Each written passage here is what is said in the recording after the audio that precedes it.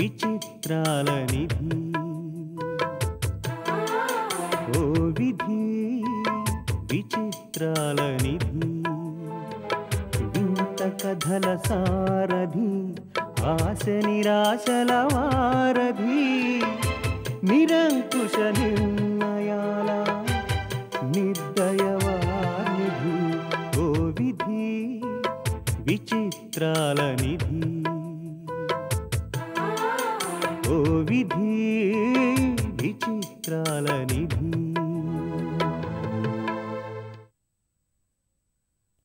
రాలక్ష్మి కూర్చో.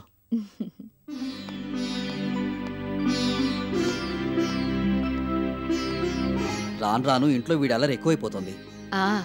జ్యూస్ తాగనని అల్లరి చేసింది ఎవరో చూస్తూనే ఉన్నాను. చూసారా సార్, అమ్మగారు కూడా నన్నే మెచ్చుకున్నారు. అమ్మగారికి కూడా జ్యూస్ తీసుకొస్తాను. మీరు తీసుకోండి.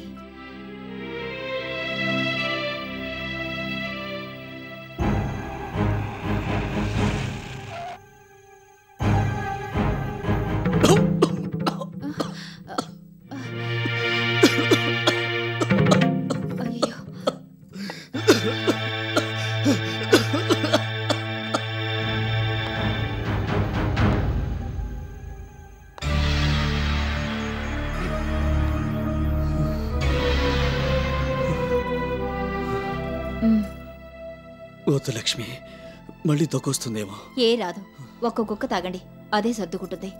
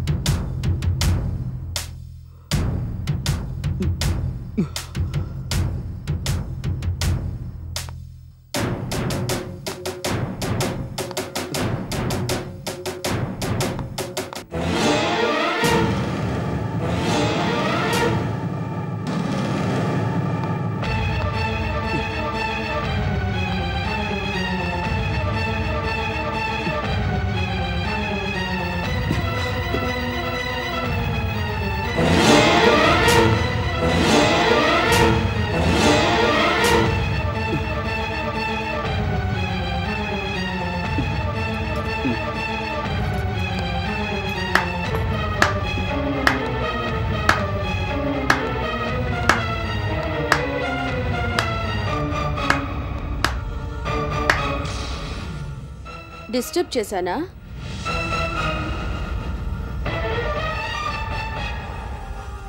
రా రోజీ.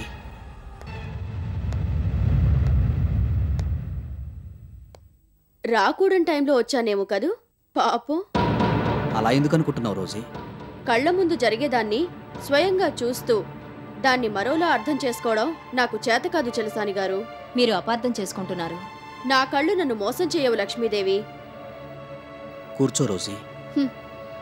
ఇప్పటికే 2 తప్పులు చేశాను చెలసాని గారు. మీకు జ్వరంగా ఉందని తెలిసి రావాలనుకోవడం, రాకూడని టైంలో రావడం, కూర్చుని మరో తప్పు చేయమంటారా? మీరు ఏదేదో ఊహించుకొని అనవసరంగా మాట్లాడుతున్నారు. Don't talk rubbish. ఇక్కడ ఏం జరుగుతుందో తెలుసుకోలేనంత వెర్రిదాన్నేం కాదు. ఎంత జ్వరంగా ఉంటే మాత్రం సేవలు చేయడానికి ఇంకా దేశంలో ఎవరూ లేనట్టు ఈవిడిగారిని పిలిపించుకోవాలా చెలసాని గారు? పిలిస్తే పలికే దిక్కులేదని తెలిసినప్పుడు నా ఇంటికి వచ్చిన వాళ్ళెవరైనా వాళ్ళు దేవుళ్లతో సమానం. ఎంత సిగ్గు లేకుండా సమర్థించుకుంటున్నారు. రోజీ, వయసుతో పాటు బుద్ధులు కూడా మారతాయంటారు, కానీ మీ వయసు మారినా బుద్ధులు మాత్రం ఇంకా మారలేదు. Mrs Rosie. ఎస్, ఇంట్లో అయితే వాళ్ళు వీళ్ళు చూసి అసహించుకుంటారని ఎవరికంట పడకుండా ఇక్కడ సాగిస్తున్నారు మీ సరసాలు. ఒకప్పుడు లాడ్జి, ఇప్పుడు ఇల్లు, అంతే తేడా. లక్ష్మి మీరూరుకోడి. కళ్ళు లేని పుట్టుగుడ్డు వాళ్ళ సైతం నిజాన్ని అంతో ఇంతో అర్థం చేసుకుంటారు. కళ్ళున్న ఈ గుడ్డు మనిషి చెప్పే మాటలు విని సహించి ఊరుకోవడం నా వల్ల కాదు. ఎస్ మిసెస్ రోజీ, అయినంటే నాకు ప్రేమ ఉంది, కానీ అది నువ్వనుకునే తుచ్చమైన నీచమైన ప్రేమ కాదు. భగవంతుడి పట్ల భక్తురాలికుండే పవిత్రమైన ప్రేమ లాంటిది. ఆనాటికి ఈనాటికి ఆ ప్రేమ నాలో అలాగే ఉంది కాబట్టి ఆయన్ని పరామర్శించడానికి వచ్చాను. దీన్ని నువ్వు ఎలా అర్థం చేసుకున్నా ఐ డోంట్ కేర్. సిగ్గులేని మనుషులు, సిగ్గులేని వ్యవహారాలు. మీ ఇష్టం వచ్చినట్టు ఊరేగండి, కట్టుకుని ఏ గంగలోనో దూకండి, నాకు అనవసరం. మిస్టర్ చలసాని, నేను నీ భార్యనని, భార్గవి నీ కూతురని ఇంకెప్పుడు మాట్లాడే సాహసం చెయ్యొద్దు. మళ్ళీ నా ఇంటి గడప తొక్కద్దు.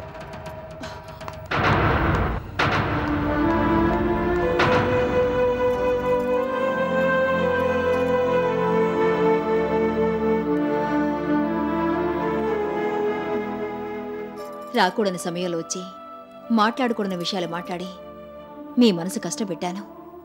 నన్ను క్షమించండి. ఆ మాట అనవలసింది నువ్వు కాదు లక్ష్మి, రోజీ. నేను ఇండియాకి తిరిగి వచ్చి తప్పు చేశానేమో.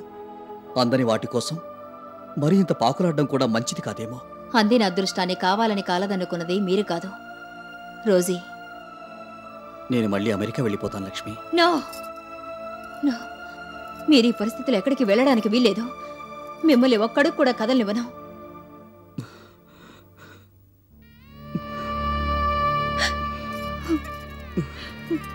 మీకు తోడుగా ఎవరున్నా లేకపోయినా ఈ లక్ష్మి ఇంకా భూమి మీద మిగిలే ఉంది. ఈ పిచ్చి దానికోసమైనా మీరు నిండు నూరేళ్ళు బతకాలి. మీరు నూరేళ్ళు బతకాలి. మీరు బతకాలి.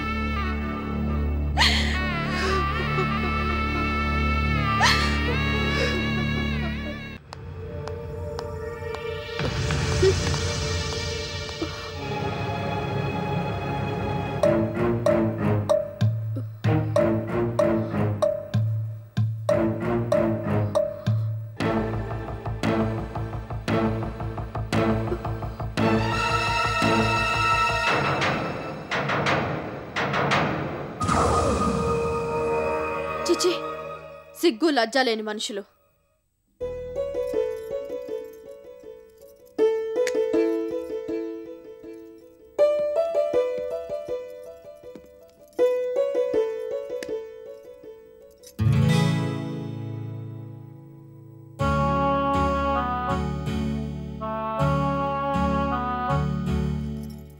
ఓ అమ్మగారండే, ఇంటికొచ్చే కాడికి చాలా పొద్దు పొద్దని చెప్పారు, పెందల కాడ వచ్చేసారేటి? నూకాలు, నీకిదే చెప్పడం. ఇంకోసారి భర్తనబడే మగాడు గురించి గాని, ఆలుమగల దాంపత్యం గురించి గాని నా దగ్గర అనవసరంగా వాగద్దు. ఏటైందమ్మగారు అంత కోపంగా ఉన్నారు? భర్త అనేవాడు అంత గొప్పవాడు ఇంత గొప్పవాడు అని తెగలెచ్చరిచావు కదా. పోన్లే పాపం, ఒకసారి చూసొద్దామని వెళ్తే అతగాడు వేరే ఆడదంతో కులుకుతున్నాడు. శివ శివ. శివశివ కాదు, ఈ వయసులో కూడా అపర శ్రీకృష్ణుడల్లే ఒక పని మనిషితో సరసాలు సాగిస్తున్నాడు ఆ పెద్ద మనిషి. చూడు, ఇంకెప్పుడు నా దగ్గర మగాళ్ళని గురించిన నీతి సూత్రాలు వల్లించొద్దు. అయినా అలాంటి నీతులు నమ్మకాలు మీలాంటి వాళ్ళకే గాని మాలాంటి వాళ్ళ కోసం ఎంతమాత్రం కాదు. ఇట్ట అంటున్నానని తప్పుగా అనుకోద్దమ్మగారు. నీతి కట్టుబాట్లు మడిసన్న ఎవులకైనా ఒకటే. ఆడదాని ఈసీలో నీతిగా ఉండడం మగోడు ధర్మం, మగోడు పట్ల నీతిగా ఉండడం ఆడదాని ధర్మం. మరి అతనికి ఆ సంగతి తెలీదా? ఒంట్లో బాగాలేదని ఒక కుంటి సాకు చెప్పి తన మాజీ ప్రియురాల్ని పిలిపించుకుని ఎంచక్క సేవలు చేయించుకుంటున్నాడు. చిక్కిందే ఛాన్స్ అన్నట్టు అది కూడా సిగ్గు లేకుండా పడి పడి సేవలు చేస్తోంది. అవ్వా, ఎంత వయసు వచ్చినా అయ్యేం పడిబుద్దులమ్మగారు. వెళ్ళడం ఒక అందుకు మంచిదే అయిందిలే. వాళ్ళ నిజ స్వరూపాలేంటో తెలిసొచ్చాయి. పోన్లేండమ్మా, ఎర్రు బాగులది నూకాలేదో చెప్పిందని సరిపెట్టుకోండి. వెర్రి బాగులు దానివి నువ్వు కాదు నూకాలు, నేను. అదేం మాటమ్మగారు? లేకపోతే అందం ఉండి ఐశ్వర్యం ఉండి పోయి పోయి అతని వెంట పడ్డమేమిటి? అతన్నే భర్తగా పొందాలని తాపత్రయపడ్డమేమిటి? బంగారు సింహాసనం మీద కూర్చున్న కుక్క చెప్పు కోసం ఎదురు చూస్తుందన్నట్టు అతను ఆ బజార్ తన వెంట పడ్డమేమిటి? అంతా చేతులారా చేసుకున్నాను. పోన్లేండమ్మా, మీ మటుకు మీరు మంచినే కోరుకున్నారు తప్ప ఇంకొకరికి చెడు జరగాలని కోరుకోలేదుగా. మీ కాపురంలో నిప్పులు పోసిన వాళ్ళని ఆ దేవుడు ఊరికే ఒగ్గేస్తాడేటి? దేవుడు దయదల్చి వదిలినా నేను వదులుతానా? వాళ్ళకి వాళ్ళలాంటి వాళ్ళకి జన్మ జన్మలకి బుద్ధొచ్చేటట్టు తగిన శాస్తి చేస్తాను.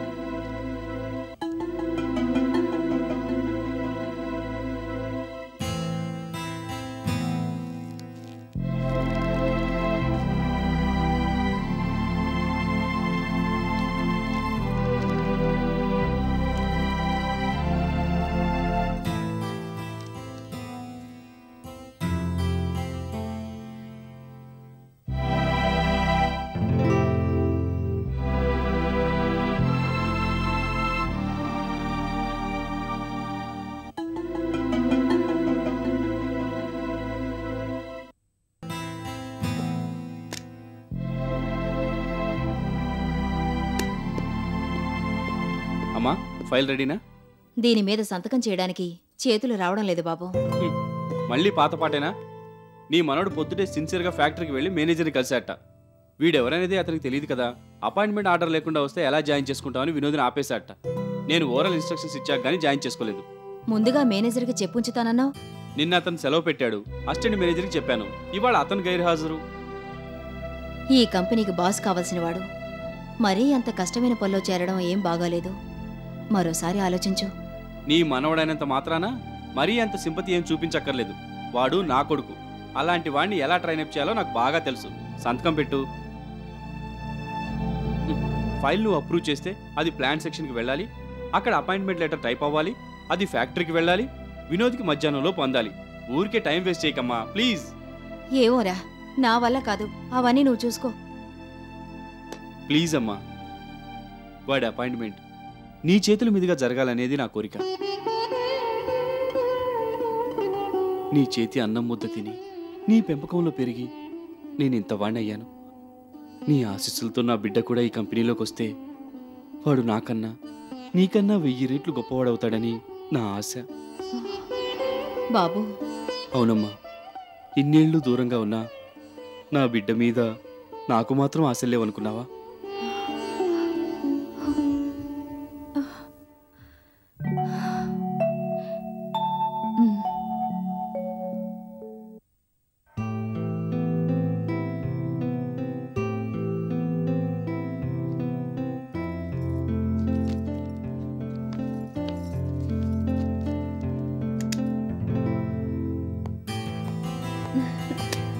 హలో మావయ్య.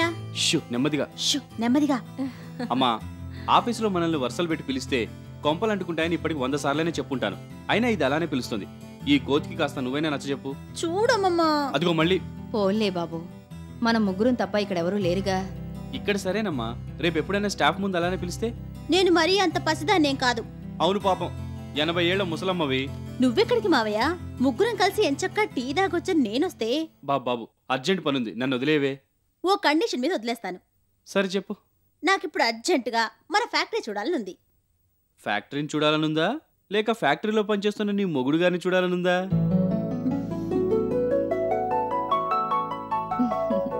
మావయ్య ఏదో అడుగుతున్నాడు, చెప్పవే. అవును, నా మొగుడిని చూడాలనుంది. అయితే ఏంటంట? అమ్మోయ్, ఇది రాకాసిరా బాబోయ్. మధ్యాహ్నం వెళదాంలే, సరేనా? థ్యాంక్స్ మావయ్య. నీకన్నా ముందు తన కొడుకును చూడాలని మీ మావికి తపనగా ఉందమ్మా. రారా, ఇంట్లో సంగతినేమిటో చెప్పు. నిన్నేం జరిగిందో తెలుసా?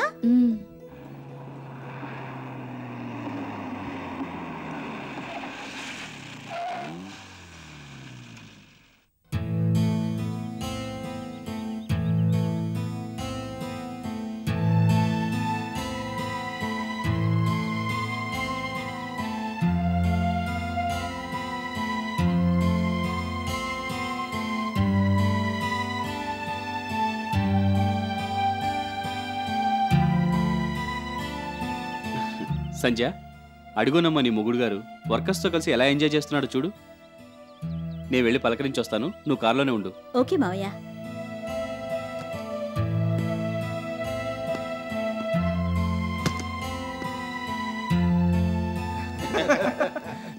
నమస్తే సార్. నమస్తే. నమస్తే సార్. నమస్తే. ఎలా ఉంది నీ జాబు? బాగుంది సార్. టెక్నీషియన్ సూపర్వైజర్ వచ్చి ట్రైనింగ్ ఇచ్చారా? ఇచ్చారు సార్.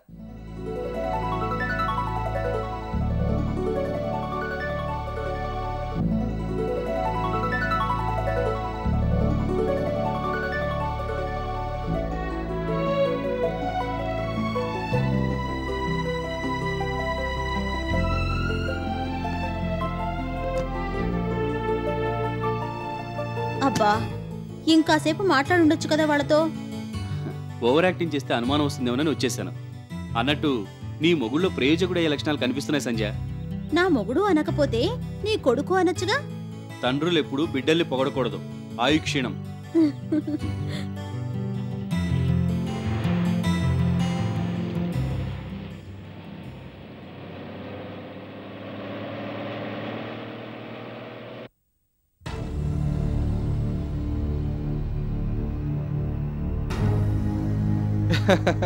మిమ్మల్ని చూస్తుంటే అప్పుడప్పుడు నాకు భలే జాలేస్తుంది కృష్ణప్రసాద్ గారు.